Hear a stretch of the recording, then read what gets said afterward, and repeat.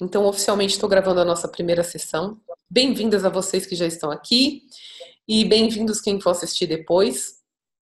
Então, pessoal, é, no final a gente vai passar para vocês os objetivos dessa semana, as nossas lições e sugerir para vocês as práticas também da semana. E geralmente é assim que a sessão acontece, né?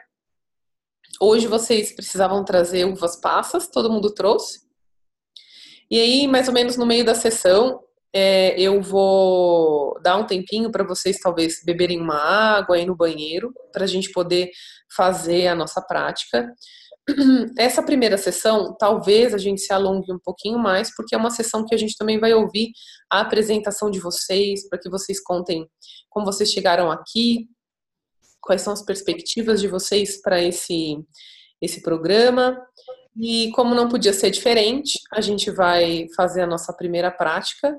E aí, só falando um pouquinho sobre a câmera, né?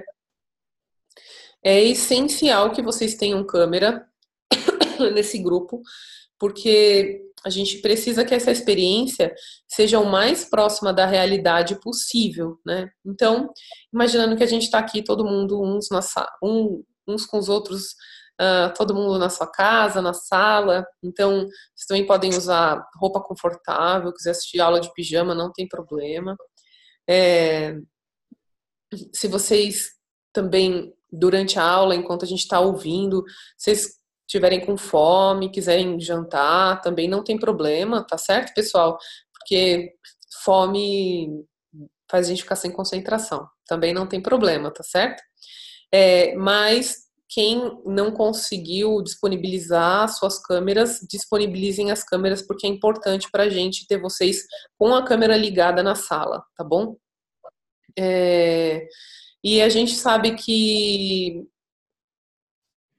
é uma grande oportunidade ter essa experiência de estar falando com pessoas de diversos lugares do Brasil, mas o computador também tem as suas desvantagens, que é a mesma coisa que a gente está aqui abrindo uma janela enorme, né, para conhecer uns aos outros. A gente também tem a janela do mundo, né, quando a gente entra no computador.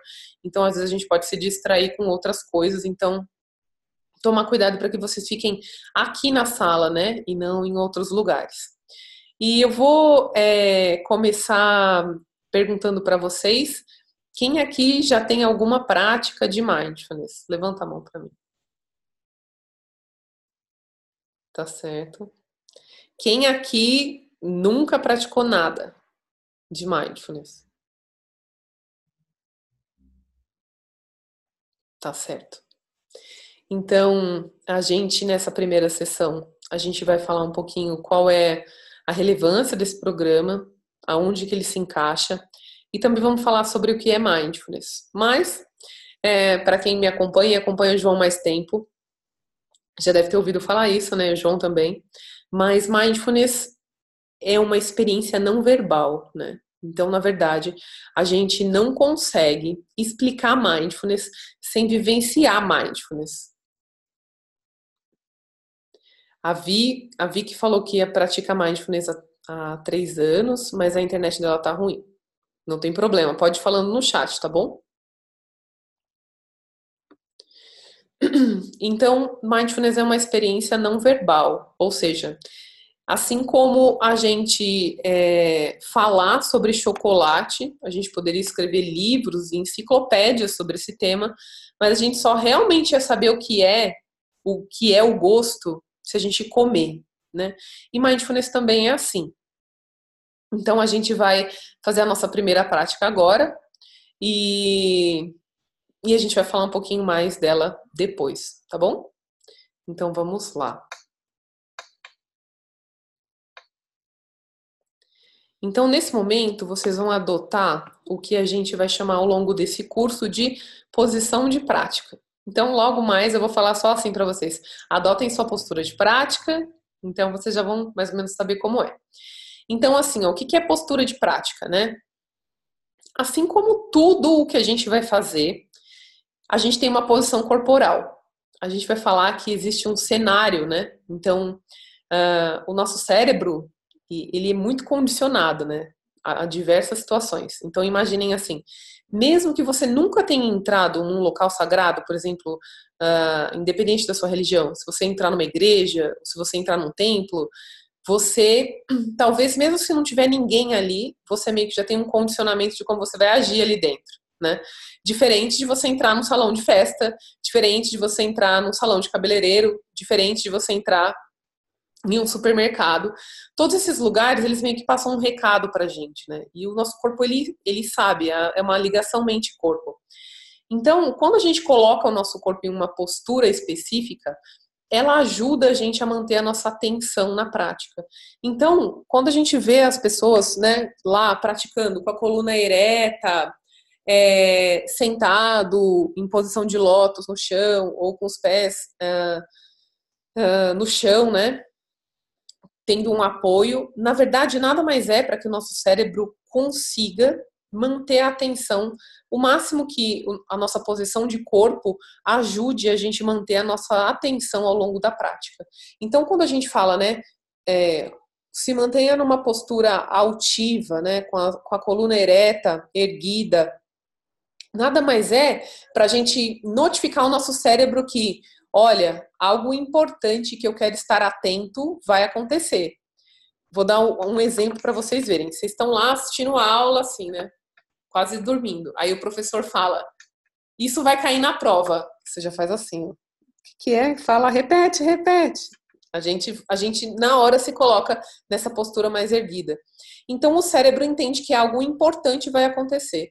Então, quando a gente consegue manter essa postura mais erguida, é mais fácil a gente manter a atenção no que é o foco da nossa prática naquele momento. Então, é por causa desse motivo que a gente fala coluna ereta, posição direita, né? Uma postura mais erguida. Ao mesmo tempo que a gente também busca que o corpo esteja livre de tensões desnecessárias. O que é tensões desnecessárias? Tensões desnecessárias são aquelas que a gente nem tá notando, né? Que a gente tá, às vezes, com o ombro tenso, segurando o nosso ombro assim, né? Porque a gente, às vezes, não tá atento, então tá contraindo alguma parte do corpo. Então, não é um objetivo das práticas de mindfulness que a gente tenha relaxamento, mas a gente vai falar sobre deixar o corpo num estado natural, ou seja, livre de tensões desnecessárias, que a gente consiga se livrar delas no começo da prática. Talvez alguma tensão, ela continue e é tudo bem, a gente vai fazer a prática com ela e muitas vezes ela vai ser experiência da nossa prática, mas isso são coisas comuns. Os nossos pés, eles em geral ficam no chão, para que a gente possa ter uma sensação de presença. No começo, quando vocês forem começar a praticar, muitas vezes vocês podem perder a noção da espacialidade, porque a gente costuma praticar de olhos fechados. Então, os pés é um lugar para a gente voltar para se sentir mais ancorado, mais agora, mais presente, né? Então, os pés, em geral, eles são plantados no chão, né? Então, uma postura ereta, com os pés em contato com o chão. E aí, sobre os olhos, né? Os olhos, em geral, nas práticas de mindfulness, a gente conduz as práticas com os olhos fechados. Mas, se for desconfortável para você, vocês podem prestar atenção. Se, para vocês, for mais fácil manter a atenção numa prática sem estar com o olho fechado, também é tudo bem. A gente, geralmente, costuma manter os olhos, assim, a 45 graus, né? Olhando para um ponto não muito fixo, mas um ponto único, mas não muito fixo, para baixo. Isso também é uma possibilidade, caso você, por exemplo, sinta muita sonolência, muito torpor, certo? Existem práticas que a gente vai fazer deitada também, são práticas específicas em posição deitada, que também vale essa questão de estar confortável e sem estar tendo que manter uma postura que você fique cansado de manter aquela postura, né? Para as pessoas que têm problema de coluna, o principal é conforto, né? Então não adianta nada eu querer ficar, não, eu quero ficar com a minha coluna retinha e aí eu fico com dor, uma dor desnecessária durante toda a minha prática, entende? Então se eu precisar me recostar, também não tem problema, tá certo? É mais naquele sentido de que se eu tiver assim, ó, sabe? Tipo, meu corpo vai talvez achar que eu vou assistir um filme e que eu posso adormecer. Então, esse é o motivo da nossa postura. Então, nesse momento, eu vou pedir para vocês adotarem a sua postura de prática, que agora vocês já sabem o que é. Então eu vou pedir para vocês colocarem os pés no chão, sentarem com a coluna ereta.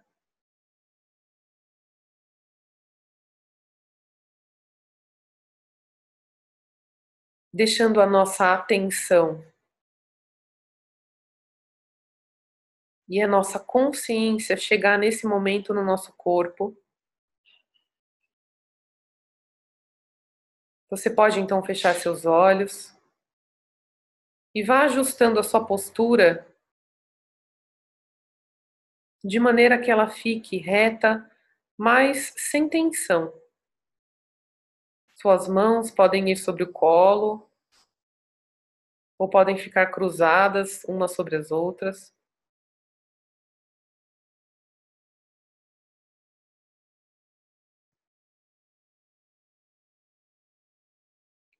Então agora você traz a sua atenção para o seu corpo como um todo. Escaneie o seu corpo como se fosse uma luz de um scanner, sentindo as sensações que estão disponíveis para você agora. Perceba lugares de tensão, lugares que estão mais relaxados. Perceba frescor e calor no seu corpo.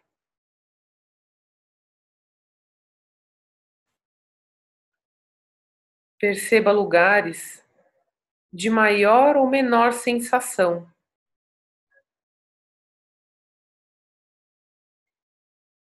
E nessa exploração do corpo, perceba as sensações na sua barriga agora.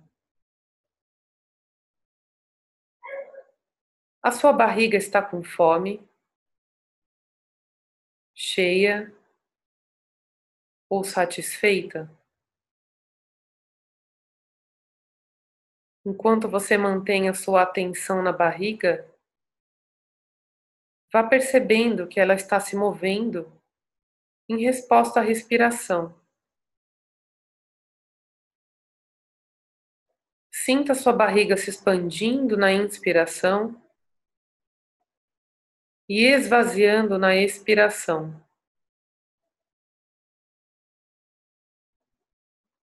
Se a sua mente divagar, apenas traga a sua atenção de volta de maneira gentil. A sua mente vai produzir pensamentos, quer você queira ou não.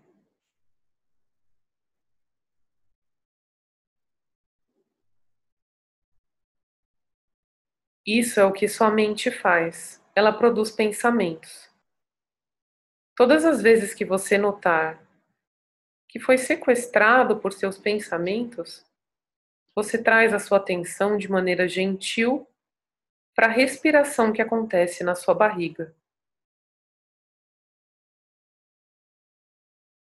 E agora você vai sintonizar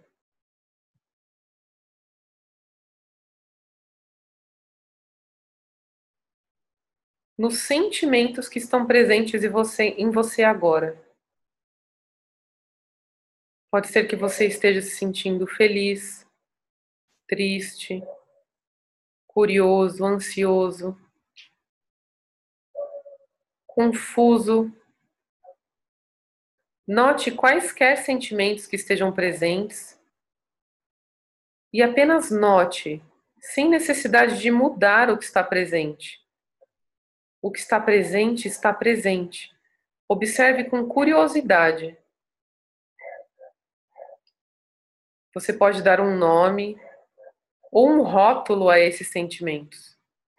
E novamente, se sua mente devagar, volte a prestar atenção nos seus sentimentos, nos que estão presentes.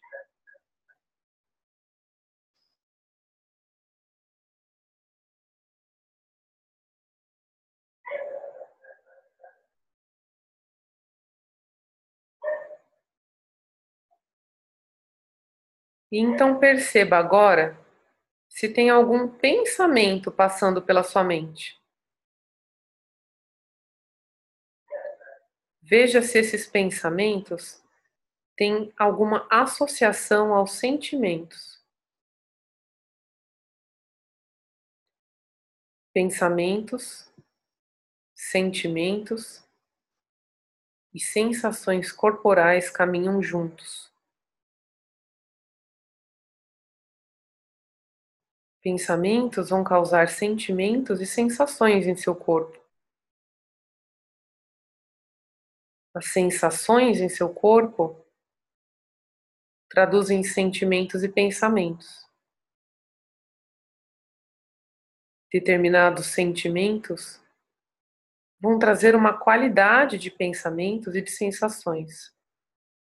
Apenas note o que está presente agora.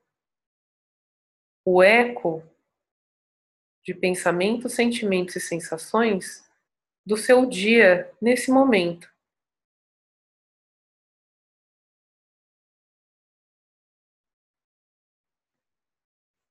Em seguida, você vai trazer novamente a sua atenção e concentrá-la na respiração que acontece na sua barriga. Simplesmente surfando as ondas da respiração enquanto entram e saem do corpo.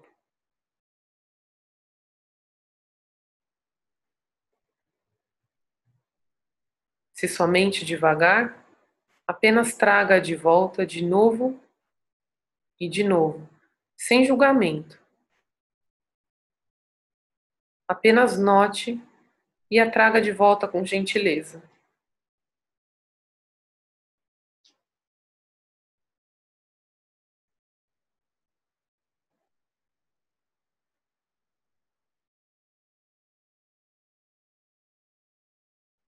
Então, nesses últimos momentos, amplie a sua atenção para notar o seu corpo como um todo. Sentado, respirando e sendo.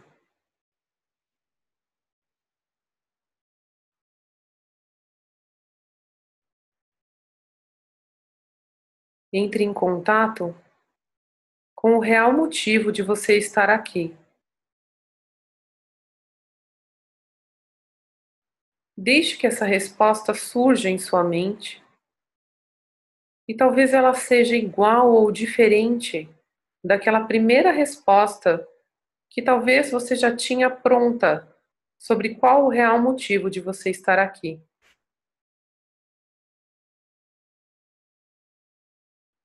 Então, quando abrir os olhos, você pode pegar o seu papel e anotar qual o meu real motivo de estar aqui.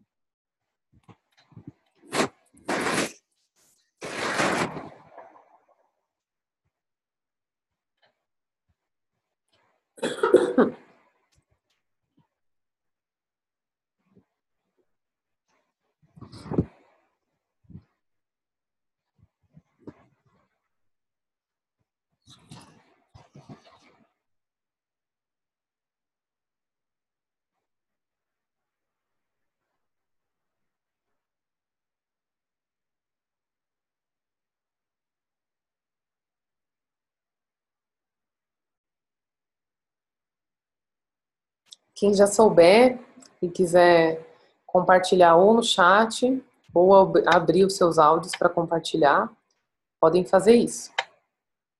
Então, escrevam para mim no chat Qual o real motivo de vocês estarem aqui?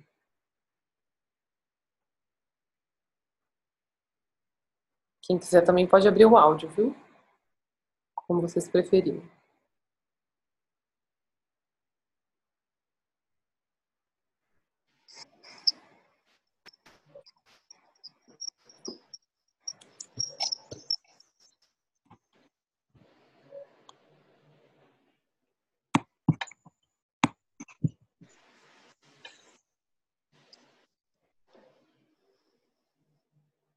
Vocês estão digitando? Vocês estão aí? Deixa eu ver, peraí, acho que a Ana Paula tá falando. Estou com o áudio aberto, mas estou com o microfone aberto. Elisângela tá. Agora a Ana, o áudio dela não tá saindo pra mim. Você tá falando também, não tá, Ana? Tá? Ó, eu ativei aqui o som. Pode escrever no chat. Acho que o áudio não tá funcionando. Quer falar, Elisângela? Pode falar.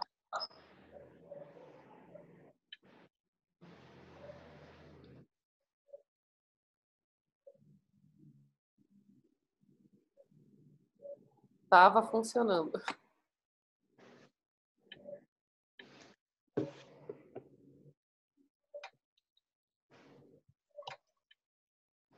Aprendendo a mexer no computador aqui ainda. Ah, ótimo. Pode falar, Elisângela. Aí, enquanto esse pessoal tá colocando no chat, depois eu leio lá. E aí? Foi igual ou diferente o que você pensou e o que surgiu na prática? Na realidade, assim, eu estou meio confusa hoje. Eu passei por uma situação, um dia foi meio tumultuado, meio corrido. Meu pai não passou bem, tive que acompanhar ele numa consulta. E aí eu confesso que eu tô assim, meio que parece que eu tô fora, parece que eu não consegui me conectar ainda, sabe? Mas a pergunta é, qual é a minha intenção, né, de estar aqui hoje? Uhum. Não, meu motivo real de estar aqui hoje é conseguir fazer as pazes com a alimentação. Esse é o real motivo. Inclusive hoje, por conta dessa situação que eu tive com o meu pai, eu percebi que eu tive um descontrole. Assim, sabe, que eu não prestei atenção no que eu estava comendo, confundi muito as emoções com a comida, e foi um dia bem difícil, assim, para mim, sabe? Eu acho que é isso. Muito obrigada. Elisângela, queria dizer que, na verdade, você acabou de dar uma aula pra gente também do que é mindfulness, né? Porque muitas vezes a gente imagina que mindfulness é a gente estar totalmente concentrado, totalmente presente, calmo, sereno, né? Como aquelas imagens que a gente costuma ver meditando, né? Quando, na verdade, pessoal, mindfulness nada mais é da gente notar as coisas como elas realmente estão, né? Então, por exemplo, quando você descreve eu me sinto confusa, você deu um nome, né, para descrever exatamente o estado que você está. Quando você percebeu que esse estado específico modificou o seu comportamento alimentar, isso também é atenção plena, porque você conseguiu notar que um estado específico modificou o seu comportamento alimentar. Obviamente que a gente vai aprender o que mais a gente pode fazer com isso, mas na verdade, às vezes é só um reconhecimento de que é isso mesmo, né? É simplesmente estar atento a seja lá o que está acontecendo, né? Porque esse é o primeiro passo. Eu costumo dizer, pessoal, que mindfulness é como a gente acender uma luz de uma sala que a gente até agora não fazia ideia do que tinha lá dentro, né?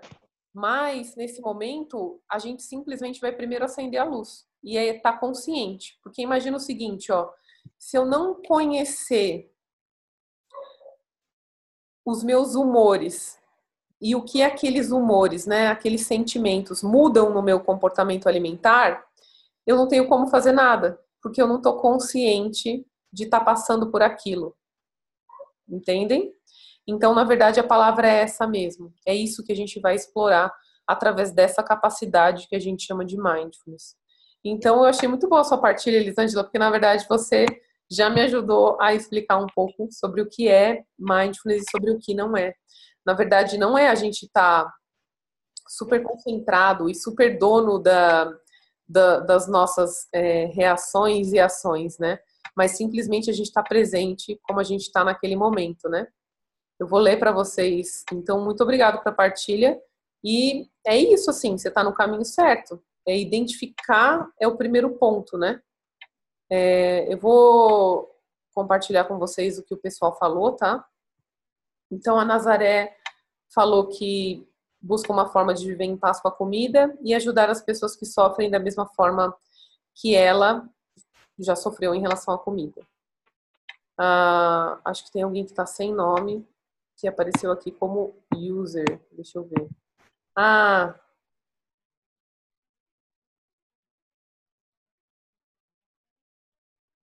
Deixa eu... Quem que falou aqui? Buscar aprimoramento nas práticas de mindfulness e mindful eating e me tornar instrutora.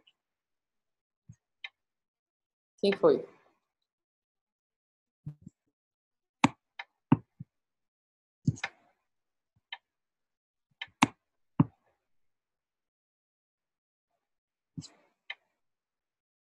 Adriana. Adriana. Deixa eu mudar seu nome aqui. Daqui a pouquinho eu mudo. Porque acho que está aparecendo como usuário, senão a gente nem vai saber.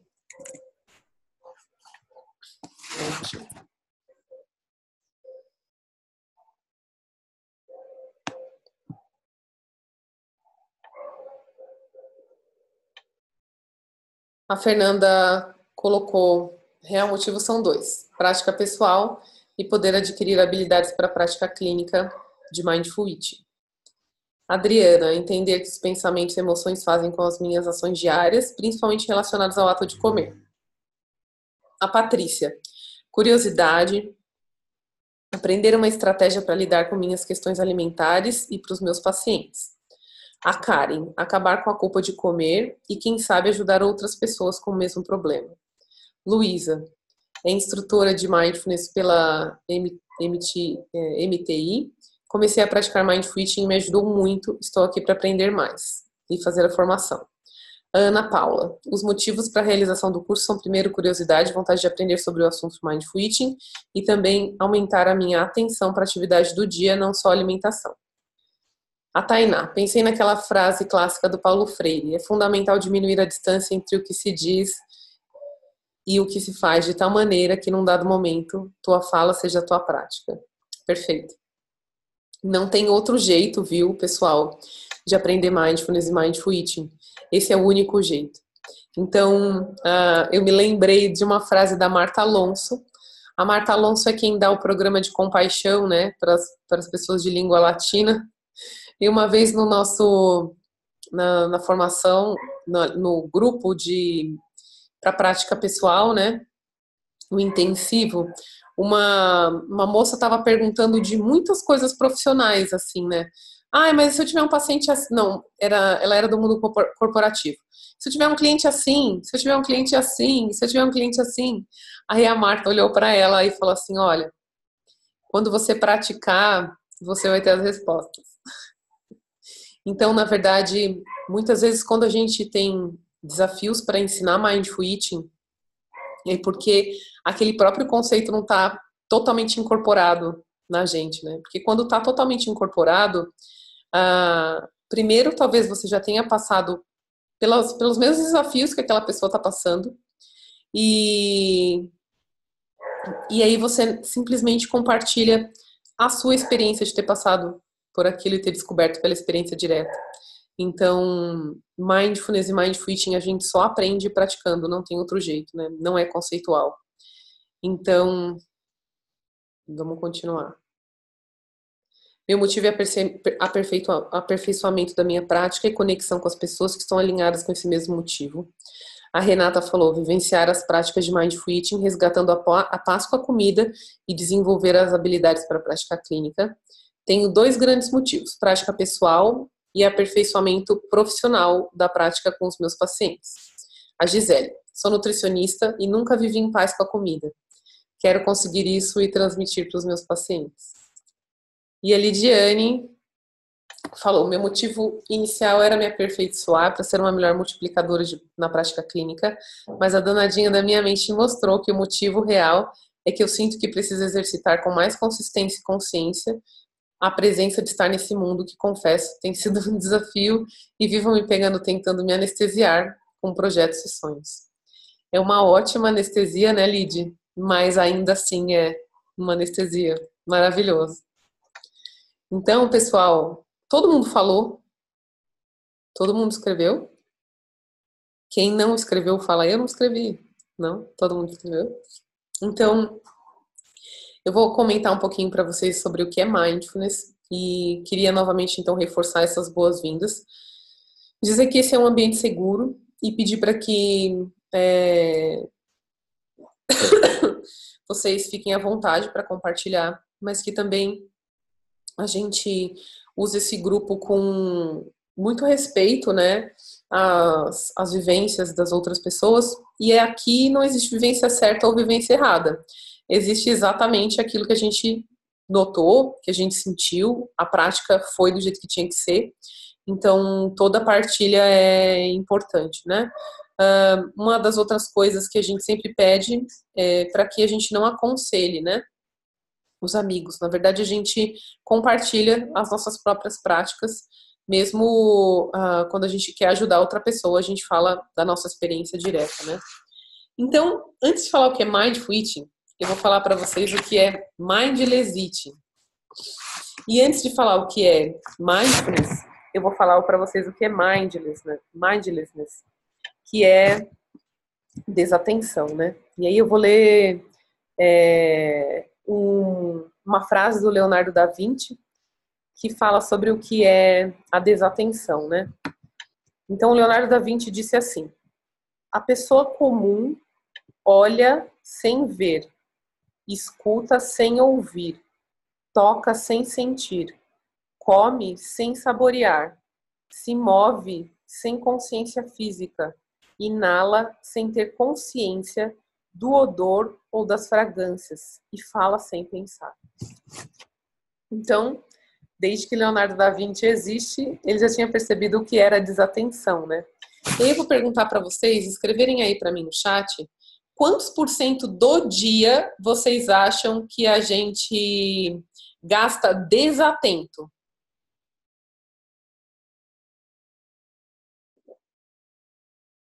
Escrevam aí um número, uma porcentagem. Quantos por cento do dia, sem contar a parte que a gente tá dormindo, quantos por cento do dia vocês acham que a gente fica desatento?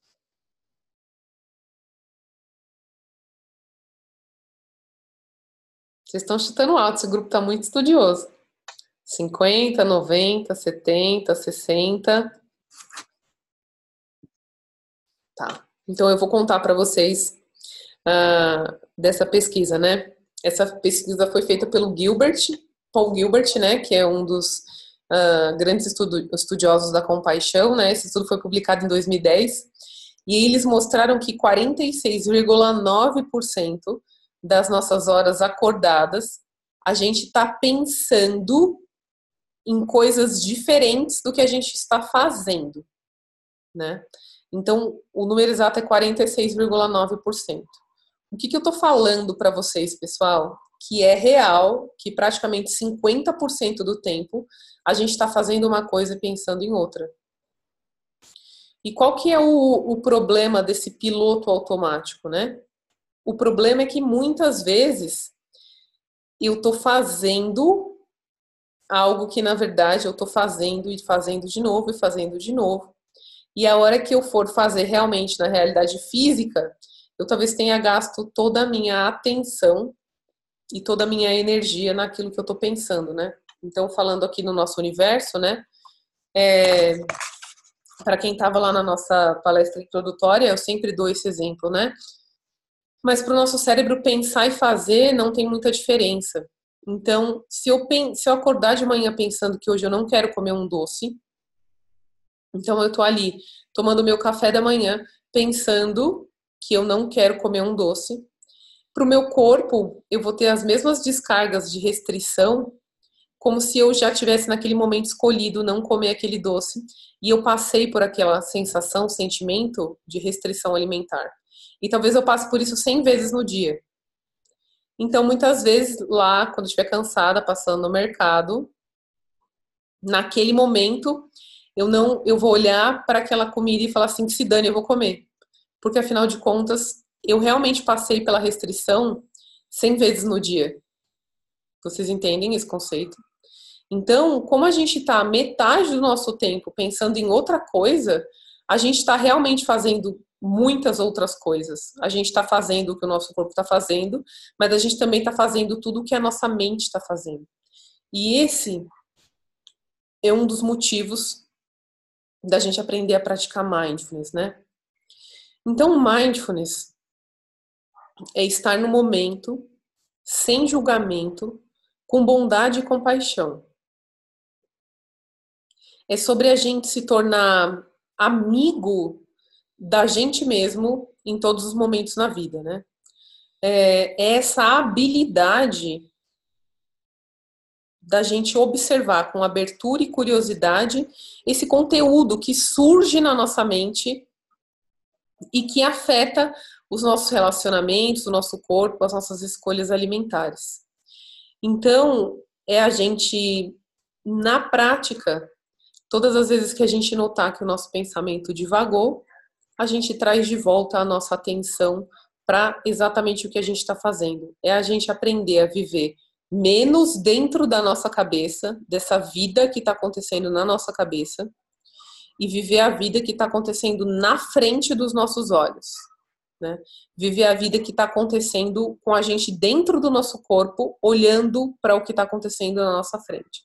Porque, afinal de contas, o futuro é o futuro e o agora é o agora. Isso não quer dizer que eu não possa pensar no futuro com atenção plena, mas ainda assim eu sei que é exatamente isso que eu estou fazendo. Por exemplo, eu sentei para pensar no futuro, mas eu tenho consciência no momento presente que é isso que eu estou fazendo. Então, se a gente puder dar um resumo, né? Mindfulness é se eu estiver cozinhando, que eu esteja cozinhando, se eu estiver comendo, que eu esteja comendo, se eu estiver brincando com os meus filhos, que eu esteja brincando com os meus filhos. E que eu deixe o futuro no futuro, mesmo que seja para que, se eu decidir pensar sobre o meu futuro, que eu vá fazer aquilo naquele momento e saber que eu estou ali consciente que no presente eu estou pensando no meu futuro, né? Não é a mesma coisa que oba-oba, né? Do tipo, ah, não, só existe o momento presente, então vou comer, né? Já que só existe o agora, não existe o amanhã, não é esse o nosso intuito também, certo? E aí eu queria, então, perguntar para vocês.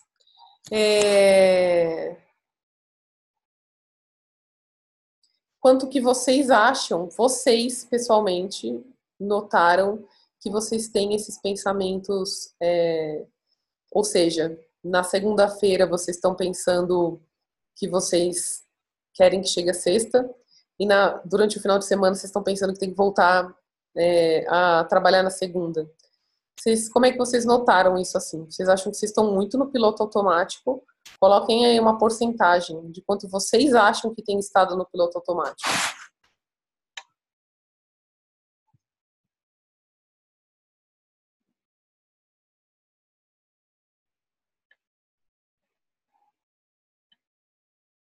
Muito. 85, 60, 40, 30, 40, 35. Excelente. E aí eu vou fazer uma pergunta que é mais a 90%, cara. Aí é uma questão mais de curiosidade, né? Coloquem aí no chat para mim a profissão de vocês.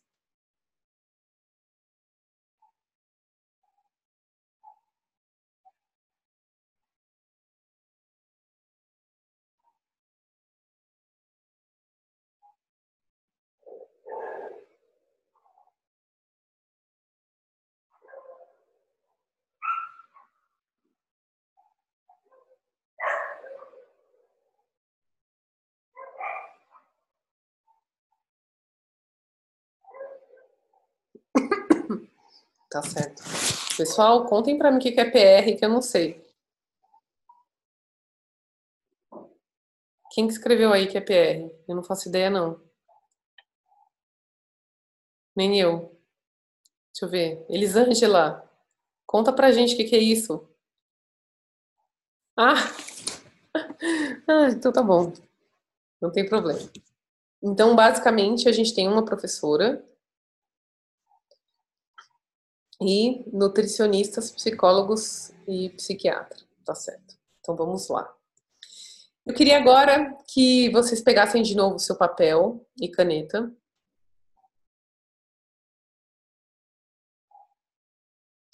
E aí eu vou pedir para que vocês respondam se você já fez dieta e que danos ou prejuízos, tanto psicológicos ou físicos, que fazer dieta causou em você. Vou escrever no chat também.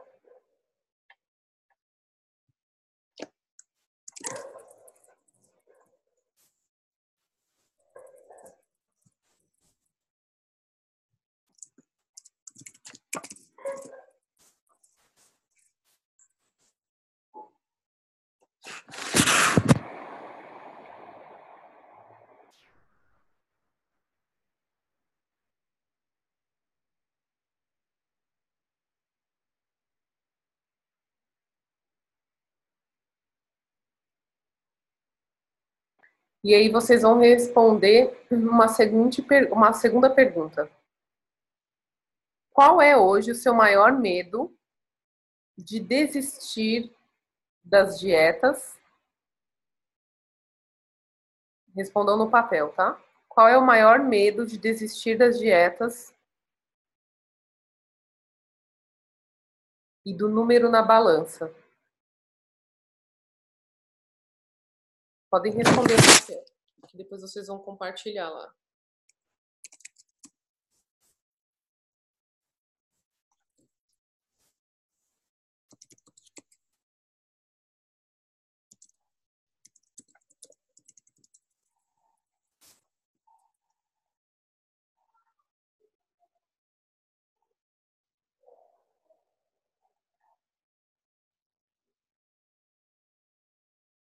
Eu coloquei no chat, querem que eu repita de novo?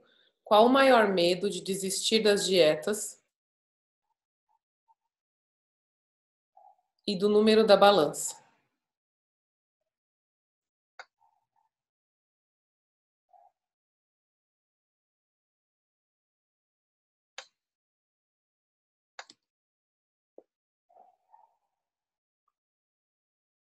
O que eu vou fazer agora, pessoal?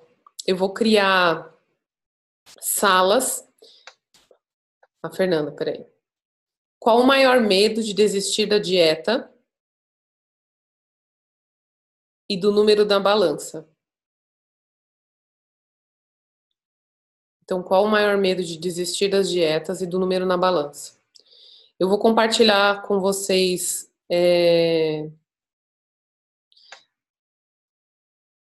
Vou dividir vocês em salas, tá? Não, não precisa responder no chat. Vocês vão conversar sobre isso. Eu vou dividir vocês em salas. E aí vai ter 3 a 4 pessoas na sala, tá? Vocês vão receber o convite para entrar na sala. E aí vocês vão conversar sobre isso 10 a 12 minutinhos, tá bom? Eu vou chamar vocês de volta e aí vai aparecer na tela de vocês um convite para entrar na sala do chat. Aí vocês vão para uma sala que vai ficar 3 ou 4 pessoas. E aí depois eu vou chamar vocês de volta e a sala vai fechar, tá bom? Vocês vão conversar então sobre se vocês já fizeram dieta e o que isso fez com vocês, tá certo? Quais foram os danos? E qual é o maior medo que vocês têm hoje de desistir das dietas, tá certo? Vai aparecer aí agora para vocês as salas. Podem só aceitar que vocês vão ser direcionadas.